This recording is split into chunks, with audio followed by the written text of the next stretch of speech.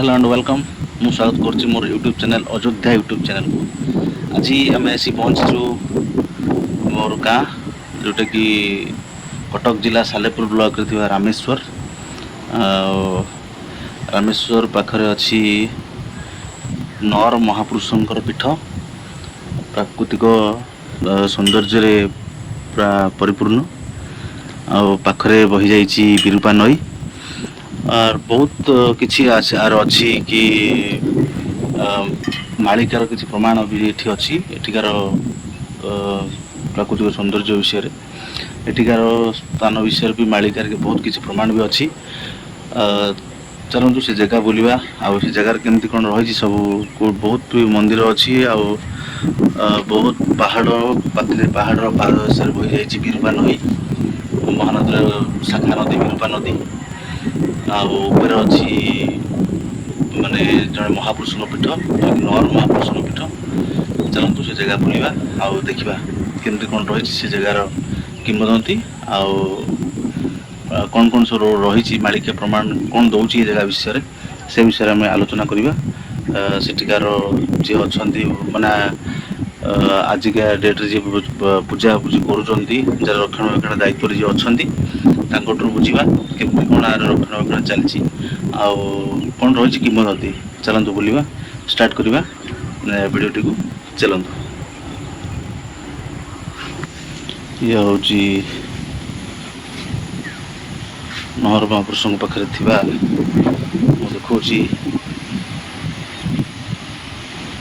हनुमान मंदिर। जो हनुमान मंदिर टी देखा बहुत ग्रामवासी चेष्टा प्रचेषा आज वीर बजरंगबली महावीर हनुमान मंदिर जहाँ बहुत चेष्टा प्रचेषा सत्वे मंदिरटी एटी प्राकृतिक सौंदर्य मंदिरटी गढ़ी उठी। भगवान का आशीर्वाद रू बहुत सुंदर मंदिरटे हो पारी। ये हूँ चतुर्पार्श्व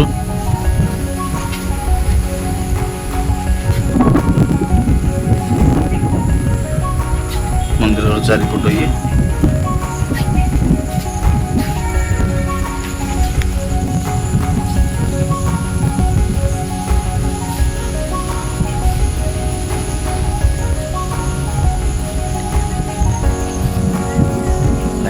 बंद करदे आम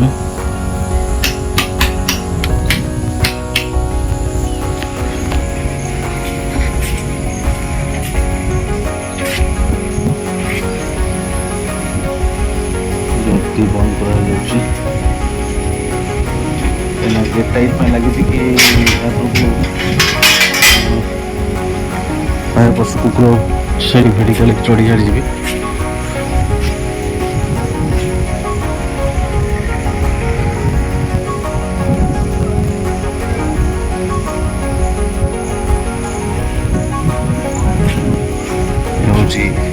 बटवृक्ष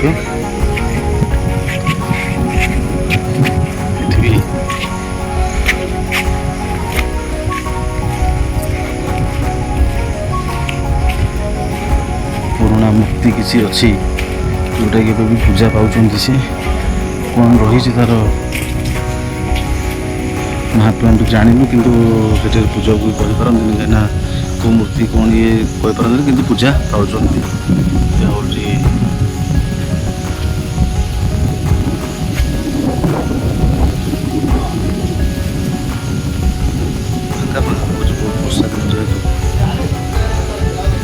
बहुत फांका फांका लगुच। चेयर पड़ी बाहर जो मैंने आसवे विश्राम नहीं करेंगे।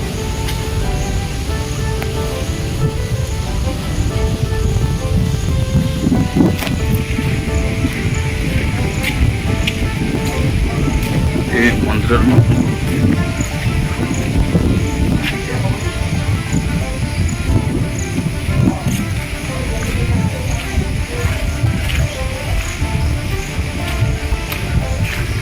ये हूँ से जो महापुरुष समाधि नहीं नर महापुरुष जो जगह मुझे कहती ये हूँ से नर महापुरुष पीठ तार मंदिर ये मंदिर को लगी यज्ञ घर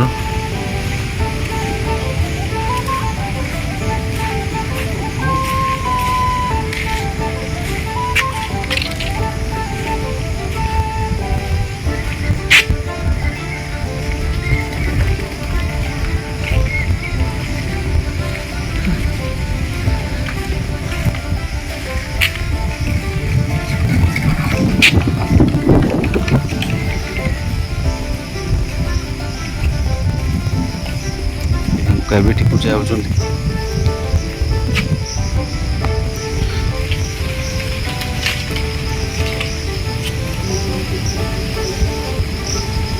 ଏ ହୁଙ୍କା ବି ଏଠି ପୂଜା ହେଉଛନ୍ତି।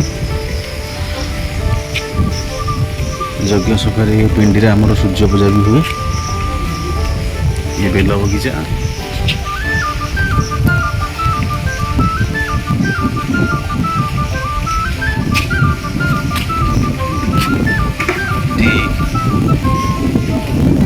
ପାଣି ପିଇବା ପାଇଁ ପାଣି ବ୍ୟବସ୍ଥା କରାଯାଇଛି।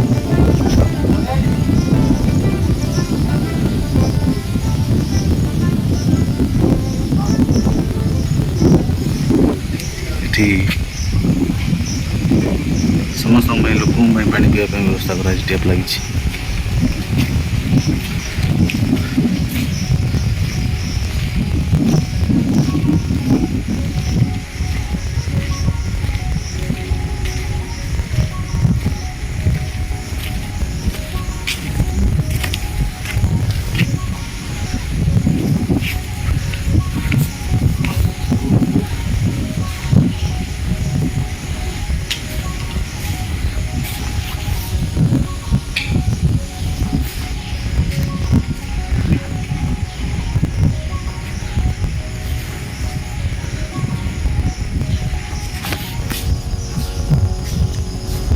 ମନ୍ଦିରର ଚତୁଃପାର୍ଶ୍ୱ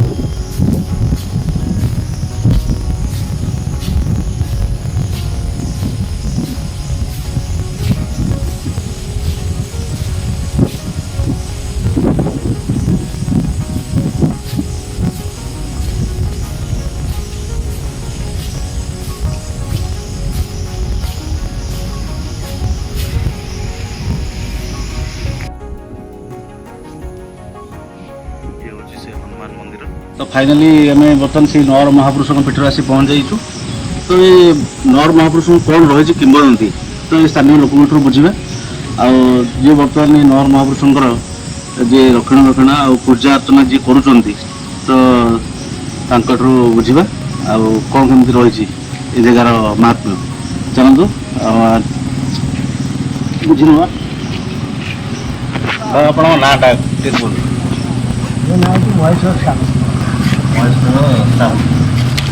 रामेश्वर तो घर आम घर रास्ता ठीक है कौन रही नौर महापुरुषर किंवदंती विषय कौन महापुरुष आम शुणी आसु त्रेतया जुगु पूर्व अच्छा त्रेतया जुग से आगु अच्छा से समय बसुकल्प राजा राजबाटी था नरपुरिया जाती बसुकल्प राजा राजबाटी कौन सी दुर्घटना से समय राजा आम बृंदावन भी पूजा करते ये महापुरुष से रखी पूजा करते राजबाटी राजा अमल कौन सी दुर्घटना हबार राजा राणी मरीगले अच्छा मरीगले कि भूमिकंप है कि कौन है राजबाटी सब ध्वस्त हो गला आ तले सब पोती राजबाटी आ तले पोती अच्छा घर द्वार जहाँ अच्छी पोती आ राजा राणी ना कहीं ना आम जो यज्ञ कलु 6 फुट गंध खोलु खुट उठे राजबाटी जो कांथ इटार पुरा काजा इटा कांथ सब धारिका धारी अच्छी केवल खुट आमर चाखेंडे 4 आंगुल छाड़ी पड़ा से कांथ पर जब पड़ी ना आम ये खुट खोली पार न बहुत कष्ट से टाइम ना खोली है न था टोटाल से नाली जो इटार पूरा चटाण रखला आम देखिलु प्रकृत आम शुणुचु राजबाटी पोती प्रकृत पोती कांथ सब सी अच्छी से समय राजा पूजा करते राजा गाधोले गुरुपा नदी विरूपा नदी पहाड़ पाद देश जो बंशेश्वर महादेव तलू बजार सभा कही गला जमी आमर ये ब्राह्मण शासन मान बड़ बड़ पत्थर बस पाहाच है ब्राह्मण शासन से बड़ बड़ पत्थर से पाहाच गुरुपा नदी बंध कर आंब गछ था ବର୍ତ୍ତମାନ ସେ ବନ୍ଧ ନାହିଁ। ପତରା ଖାଇ ଭୁଷୁଡ଼ିଗଲା, ପଥର ଖସି ପଡ଼ିଛି। ବନ୍ଧର କମ୍ପାନୀ ଯେଉଁ ଗୁଡ଼ାକ ସେଇ ଗୋଟାକ ଏଇନା ବନ୍ଧ ଉପରେ କାମ ଚାଲିଛି, ଲୋକ ଯିବା ଆସିବା କରୁଛନ୍ତି। ରାଣୀ ଗାଧୋଉଥିଲେ ପୋଖରୀରେ। ଟିକେ ଭଏସଟା ଅପଡାଉନ୍ ହେଉଛି, ଟିକେ ସହଯୋଗୀ କହିବି ଟିକେ ପାଖକୁ ଆସିବା ପାଇଁ। ରାଣୀ ଗାଧୋଉଥିଲେ ପୋଖରୀରେ, ପୂର୍ବପଟ ପୋଖରୀରେ।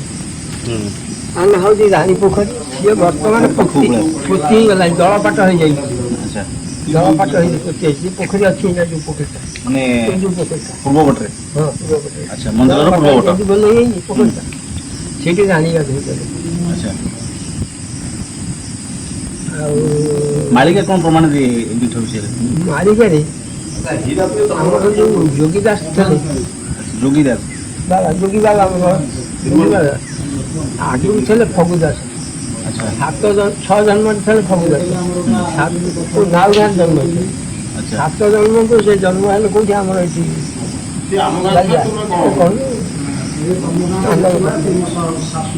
ସେଠି ଜନ୍ମ ହେଇଥିଲେ। ତାଙ୍କ ନାଁ ଥିଲା ଅଗ୍ନି।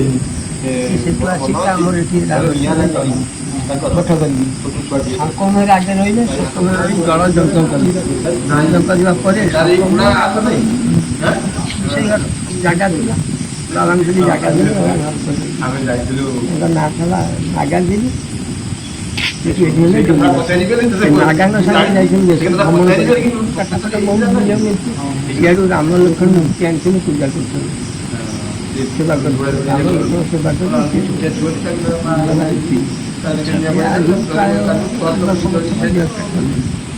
ତାଙ୍କର ମାଳିକା ଶିବ କଳ୍ପରେ ଲେଖା ହେଇଛି। 7 ଜଣଙ୍କୁ ଯୋଗୀ ଦାସ ଥିଲେ। ତାପରେ ଦେହ ତ୍ୟାଗ କରିବା କିଛି ଦିନ ଥିଲା, ଦେହରେ କିଛି କଷ୍ଟ କଷ୍ଟ ଭୋଗୁଥିଲେ, ମରିବାକୁ କିଛି ଦିନ ଥିଲା, ବାବା କଷ୍ଟ ଭୋଗୁଥିଲେ।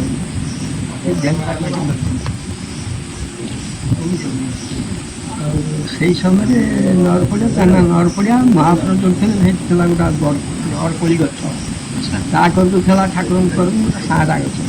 ଠାକୁରଙ୍କ ପଛପଟରେ ଗଛ ଦିଟା ଥିଲା, ବଡ଼ ବଡ଼ ନର ମହାପୁରୁଷ ଜାଗାର ଯୋଉ ନାଁ ହେଇଛି, ନାମକରଣ ବିଷୟରେ ନରପୋଳି ଗଛ ଆଉ ସାରା ଗଛ ଥିଲା, ସେଇଟା ନରପୋଳିଆ।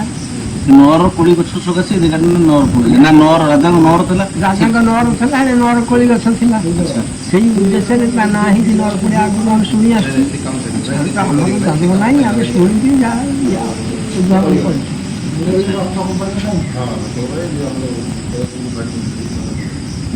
ଆଜ୍ଞା, ଆଜି ପୁରା ଜଙ୍ଗଲ ଜଙ୍ଗଲ ଥିଲା। ଖେଳକ୍ରମେ ଲୋକ ଖେଳ ପ୍ରଚଳ ହେଲା ପରେ ଗ୍ରାମବାସୀ ଆସି ଜାଗା ସଫାସୁତୁରା କଲା ପରେ ସବୁ ଡେଭଲପ୍ ହେଇଛି ଆଉ। ଆମ ଛୁଆମାନେ ମିଶିକି ହନୁମାନ ମନ୍ଦିର ଗୋଟେ ତିଆରି କରିଛନ୍ତି। ହଁ, ହନୁମାନ ମନ୍ଦିର, ସିନ୍ଦୁର ମହାବୀର। ସିନ୍ଦୁର ମହାବୀର ହନୁମାନ ମନ୍ଦିର। ଆଉ ଯଜ୍ଞଟା ଆମେ ସବୁ ପିଲାମାନେ ମାଗିକି କରୁଛୁ। ପ୍ରତିବର୍ଷ ଯଜ୍ଞ ହେଉଛି, ସାଗ ଚତୁର୍ଥୀ ହେଉଛି। ମହାବୀର ରହିଲା ଦିନରୁ ତାଙ୍କ ଜନ୍ମଦିନକୁ ବୈଶାଖ ମାସରେ ପୁଣି ଆଉଥରେ ଦୁଇଥର ହେଉଛି। ଠିକ୍ ଅଛି, ବହୁତ ସମୟ ଦେଲେ, ବହୁତ ବହୁତ ଧନ୍ୟବାଦ, ଯାହା ଆମକୁ ଏ ବିଷୟରେ ଜଣେଇଲେ। ଆଉ ଶୁଣ, ପଇସାରେ ଆହୁରି ଅଛି, ଆଉ ଅଛି ଆମ ମତେ ସମୟ ବହୁତ କମ୍ ଅଛି। ଆଉ ଅଳ୍ପ ଟିକେ ନାକୁ କହୁଛି। ଠିକ୍ ଅଛି, ସେତେବେଳେ ଯୁଗରେ ରାମଚନ୍ଦ୍ର ମହାପ୍ରଭୁ 14 ବର୍ଷ ବନବାସ ଯାଇଥିଲେ। ଆଜ୍ଞା, ତାଙ୍କୁ ଆମକୁ ଗୋଟାଏ ବର୍ଷ ଲାଗିଲେ ତାଙ୍କୁ ଗୁଣ୍ଠେଇ ନେଉଥିଲା ବୁଲିବାକୁ। ଭଗବାନ ସେ ବୁଲାବୁଲି କରିକି ଆସି ଆମର ସେ ପାଳ ପାଖରେ ରହିଲେ। ପାହାଡ଼ଟା ପୁରା ଲାଗିଥିଲା, ଏ ପାହାଡ଼କୁ ବଢ଼ିଥାଏ, ଏ ପାହାଡ଼ ଲାଗିଥିଲା। ଆଚ୍ଛା, ସେଠି ରହିଲେ ମହାପ୍ରଭୁ। ରାତି ହେଇଗଲା, ସକାଳ ହେଲାଠୁ ଲକ୍ଷ୍ମଣ କହିଲେ କ'ଣ କରିବା, ପାଣି କେଉଁଠି ଅଛି ଆମେ ଗାଧେଇବା। ଅଗାଧେଇଲେ ଆମେ ତ ଆହାର କରିବନି। ସେଠୁ କହିଲେ ଲକ୍ଷ୍ମଣ ସର ମାଧ୍ୟମରେ ପାହାଡ଼ଟା ଦୁଇ ଫାଳେ ହେଇକି, ଫାଳେ ସେପଟ ହେଇକି ଫାଳେ ନରପଡ଼ିଆ ହେଇକି ଲକ୍ଷ୍ମଣ ସରବାଦ କରିଥିଲେ। ଏ ପାହାଡ଼ ଗୋଟେ, ଆଉ ଗୋଟେ ପାହାଡ଼ ସେପଟ ଅଛି, ଗୋଟିଏ ପାହାଡ଼ ଥିଲା, ଯୋଉ କୁଣ୍ଡଳଗିରି ପାହାଡ଼, ଗୋଟିଏ ପାହାଡ଼ ଥିଲା। ସେ ଦୁଇ ଫାଳ ହେଇଗଲା। ଗିରି ମାନେ ପାହାଡ଼, ପାହାଡ଼ଟା ଫାଟିଗଲା, ପୋଖରୀ ହେଇଗଲା, ତା ନାଁ ହେଲା କୁଣ୍ଡଳଗିରି। ସେଇଠି ମହାପ୍ରଭୁ ଗାଧୁଆ କଲେ। ହନୁଙ୍କୁ କହିଲେ କ'ଣ କରିବା, ଶିବ ଦର୍ଶନ ନ କଲେ ଆମେ କେବେ ଆହାର କରିବୁନି।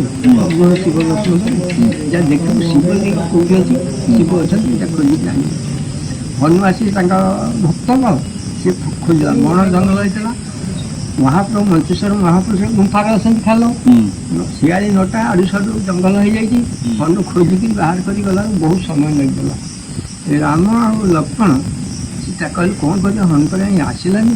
ସେ ମାଟିର ଗୋଟେ ଶିବଲିଙ୍ଗ ସ୍ଥାପନ କରି ଫୁଲ ଚନ୍ଦନ ଦେଇ ପୂଜା କରି ତାର ଫଳମୂଳ ଆହାର କରୁଛନ୍ତି ହନୁଯାନ ମାଟିର ନା କିଛି ମାଟିର ଆଚ୍ଛା, କିଛି ଲୋକ କହୁଛନ୍ତି କଣ ବାଲିରେ ତିଆରି କରୁଥିଲେ ବୋଲି। ସେ ମାଟି ହଉ ବାଲି ହଉ ହଁ। ସେ ତ ଆଉ କ'ଣ ସେ ସିମେଣ୍ଟ ଥିଲା ନା ପଥର ଥିଲା, ହାତରେ ତିଆରି କରି ଶିବଲିଙ୍ଗ ସେ ପୂଜା କରି ଖାଇ ବସିଥିଲି।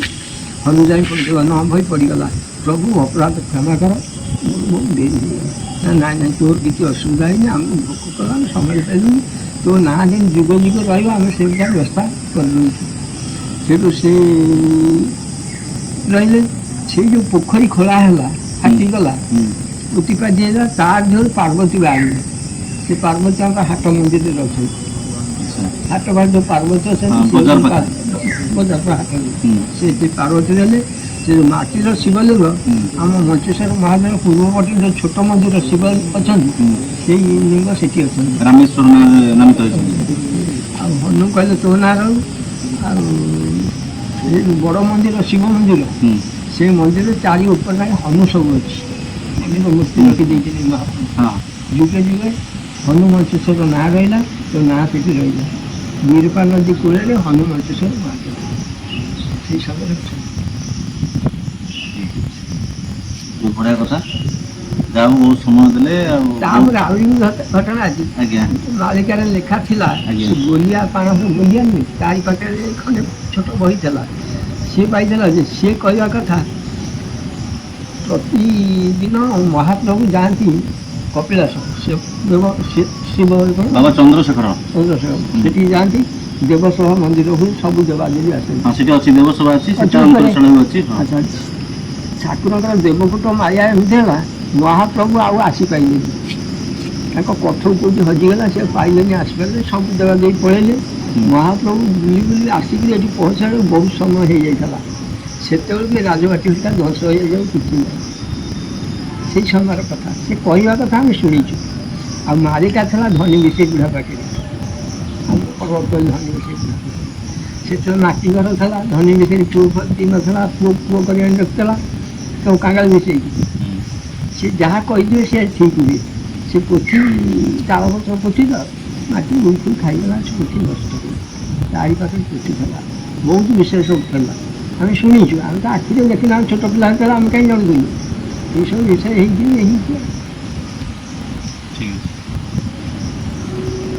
ଠିକ୍ ଅଛି, ବହୁତ ସମୟ ଦେଲେ, ବହୁତ କଥା ବି ଆମର ଆଲୋଚନା ହେଲା। ତ ଭିଡ଼ିଓଟି ଯଦି ଭଲ ଲାଗିଥାଏ ତାହେଲେ ଲାଇକ୍, ସେୟାର, ସବସ୍କ୍ରାଇବ୍ କରିବେ, ଘଣ୍ଟିଟାକୁ ଆଗେ ଦାବି ଦେବେ। ରହୁଛି, ନମସ୍କାର।